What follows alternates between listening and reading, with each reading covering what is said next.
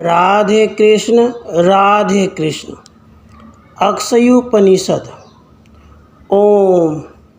ब्रह्म हम दोनों का रक्षण करे, वह हम दोनों का पालन करे, हम दोनों एक साथ सामर्थ्य को प्राप्त हो, हमारा अध्ययन तेजस्वी हो, हम परस्पर द्वेष न करें। ओम शांति शांति शांति। प्रथम खंड। एक समय की बात है, भगवान सांकृति आदित्य लोक में गए और वहां उन्होंने भगवान सूर्य को प्रणाम कर चाक्षुमती विद्या से उनकी स्तुति की। ओम। चक्षु इंद्रियों को प्रकाशित करने वाले भगवान सूर्य को नमस्कार है। आकाशगामी भगवान सूर्य को नमस्कार है। तमोरूप सूर्य को नमस्कार है। हे भगवान, मुझे असत से सत मार्ग पर ले चलो, अंधकार से प्रकाश में ले चलो, मृत्यु से अमृत तत्व की ओर ले चलो। वे सूर्य नारायण पवित्र हैं, वे अप्रतिरूप हैं। उन संपूर्ण रूप को धारण करने वाले राशि मालिकाओं से मंडित जात वेदा स्वर्ण के समान प्रकाशमान ज्योति स्वरूप तापयुक्त सूर्य नारायण का हम स्मरण करते हैं। वह सहस्र रश्मि वाले सैकड़ों प्रकार से वर्तमान सूर्य सब प्राणियों के सामने उदित हो रहे हैं। हमारे नेत्रों के लिए प्रकाश रूप अदिति पुत्र सूर्य को नमस्कार है। विश्व को वहन करने वाले सूर्य के लिए हम अपना सर्वस्व समर्पित करते हैं। इस चाक्षुमती विद्या द्वारा स्तुत होने पर सूर्य नारायण अत्यंत प्रसन्न होते हुए कहने लगे, जो ब्राह्मण इस विद्या का पाठ नित्य करता है उसे चक्षु रोग नहीं होता और न उसके कुल में कोई अंधा होता है। 8 ब्राह्मणों को इसे ग्रहण करा देने पर यह सिद्ध होती है। इस प्रकार जानने वाला पुरुष महानता को प्राप्त होता है। द्वितीय खंड। सांकृति मुनि ने भगवान सूर्य से कहा, हे भगवान, मेरे प्रति ब्रह्म विद्या का उपदेश करिए। भगवान सूर्य कहने लगे, सांकृति, मैं तुम्हारे प्रति अत्यंत दुर्लभ तत्व का ज्ञान कहता हूँ। उसके जान लेने मात्र से तुम जीवन मुक्त हो जाओगे। तुम सब प्राणियों को एक अज शांत अवयव अनंत ध्रुव एवं चैतन्य रूप देखते हुए शांति और सुखपूर्वक रहो।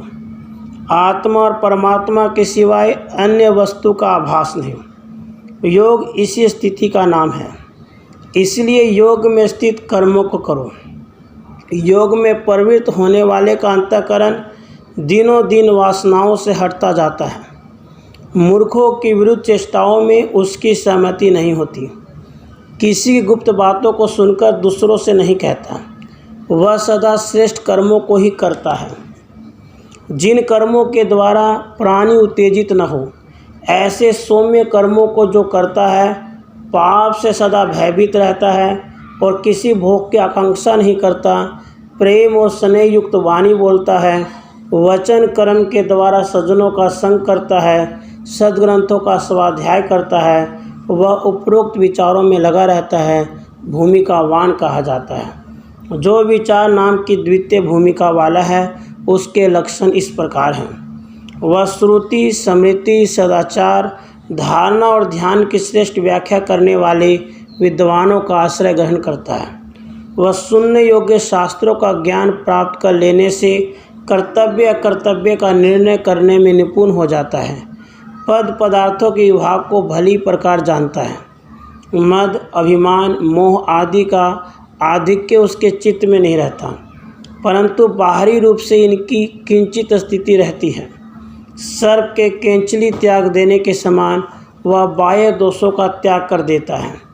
ऐसा साधक शास्त्र गुरु आदि कृपा से सब बातों का यथावत ज्ञान प्राप्त कर लेता है। इसके बाद योग की तृतीय भूमिका असंसर्गा में प्रविष्ट होता है।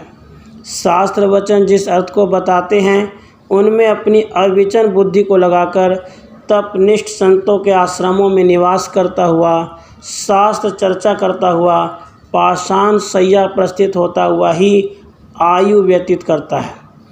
चित्त की शांति प्राप्त होने के कारण नितिज्ञ पुरुष वन विहार द्वारा विषयों से आसक्ति रहित हो सहज प्राप्त सुख का उपभोग करता हुआ अपना समय यापन करता है। पुण्य कर्मों के अनुष्ठान और सत्शास्त्रों के अभ्यास द्वारा प्राणी की यथार्थ देखने वाली दृष्टि स्वच्छ होती है। इस भूमिका के प्राप्त होने पर साधक स्वयं प्रबुद्ध हो जाता है। असंसर्ग के दो प्रकार हैं, सामान्य और श्रेष्ठ। कर्ता भोक्ता बाध्य बाधक कुछ भी नहीं है। इस प्रकार विषयों के प्रति अनासक्त भाव ही सामान्य असंसर्ग कहा जाता है।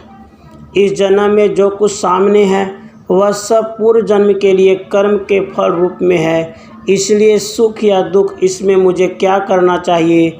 भोग का विस्तार घोर व्याधि स्वरूप है और सब प्रकार का वैभव घोर विपत्तियों का घर है। सभी संयोग एक दिन वियोग कराने वाले हैं। मानसिक चिंताएं अज्ञानियों के निमित्त व्याधि के समान हैं। सब पदार्थ मिटने वाले हैं क्योंकि काल उन्हें अपना ग्रास बनाता रहता है। शास्त्र उपदेशों को समझ लेने पर उन पदार्थों में आस्था का न रहना मन में उनके अभाव की भावना उत्पन्न करता है। यह सामान्य असंसर्ग कहा गया।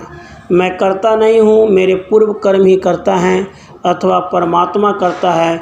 इस प्रकार की चिंता को बिल्कुल मिटा देने के बाद जो मौन आसन और शांत भाव की प्राप्ति होती है वह उत्कृष्ट असंसर्ग कहा गया है। संतोष और आनंद के कारण मधुर लगने वाली प्रथम भूमिका ऐसे प्रकट होती है जैसे अंतःकरण रूप पृथ्वी में अमृत का अंकुर फूट पड़ा हो। इस भूमिका के प्रकट होने पर अन्य भूमिका के प्रकट्य के निमित्त अंतःकरण एकत्रित हो जाता है। इसके बाद साधक को दूसरी और तीसरी भूमिका प्राप्त हो जाती है। तीनों भूमिकाओं में तीसरी भूमिका ही सबसे अच्छी मानी जाती है क्योंकि इनके प्रकट होने पर सभी संकल्प जन्य वृत्तियाँ नष्ट हो जाती हैं। तीनों भूमिकाओं का अभ्यासी साधक अज्ञान नष्ट होने पर चौथी भूमिका को प्राप्त कर सब और समान भाव से देखने वाला हो जाता है। उस समय अद्वैत भावना में दृढ़ता इतनी बढ़ जाती है कि द्वैत भाव स्वयं ही लुप्त हो जाता है। इस प्रकार चतुर्थ भूमिका को प्राप्त हुए साधक इस लोक को स्वप्न के समान मिथ्या मानते हैं। प्रथम तीनों भूमिकाएं जागरण रूप और चतुर्थ भूमिका स्वप्न कही जाती है। पंचम भूमिका की प्राप्ति पर जैसे शरद काल में बादल आकाश में लीन हो जाते हैं वैसे ही साधक का चित्त विलीन हो जाता है और सत्य मात्र ही शेष रह जाता है। ऐसी अवस्था होने पर सांसारिक विकल्प उत्पन्न नहीं होते। इस भूमिका वाले साधक के सभी भेद शांत होते हैं और साधक अद्वैत अवस्था में रहता है। द्वैत भाव के नाश होने से सुषुप्ति पद नाम वाली पंचम भूमिका आत्मज्ञान साधक को अपने स्वरूप में कर लेती है। वह बाह्य व्यवहार करता हुआ भी अंतर्मुख रहता है और सदा थके के समान सोता सा दिखाई देता है। इस भूमिका के सिद्ध होने पर वासना रहित साधक षष्ठी भूमिका में प्रविष्ट होता है। वहाँ सत असत अहंकार अनहंकार मनात्मक वृत्ति नहीं होती। विशुद्ध अद्वैत अवस्था में रहकर भय रहित हो जाता है। उसकी हृदय ग्रंथियों के खुलने पर सभी संदेह निवृत्त हो जाते हैं। उस समय उसकी भाव शून्य स्थिति होती है। वह निर्वाण पद प्राप्त हुए बिना ही निर्वाण जैसी अवस्थाएं पहुंचकर जीवन मुक्त हो जाता है। उस समय की अवस्था निश्चल दीपक के समान होती है। वह निर्वाण पद प्राप्त हुए बिना ही निर्वाण जैसी अवस्थाएं पहुंचकर जीवन मुक्त हो जाता है। इस छठी भूमिका के बाद सातवीं भूमिका की प्राप्ति हो पाती है। सातवीं भूमिका में विदेह मुक्ति की अवस्था प्राप्त हो जाती है। यह भूमिका अत्यंत शांत है, वाणी के द्वारा नहीं कही जा सकती। सभी भूमिकाओं की यह अंतिम सीमा रूप है। यहाँ सभी योग भूमिकाओं का अंत हो जाता है। इसमें लोकाचार देहाचार शास्त्राचार का भी त्याग हो जाता है। विश्व प्राज्ञ तेजस आदि रूप में यह संपूर्ण संसार ओमकार ही है।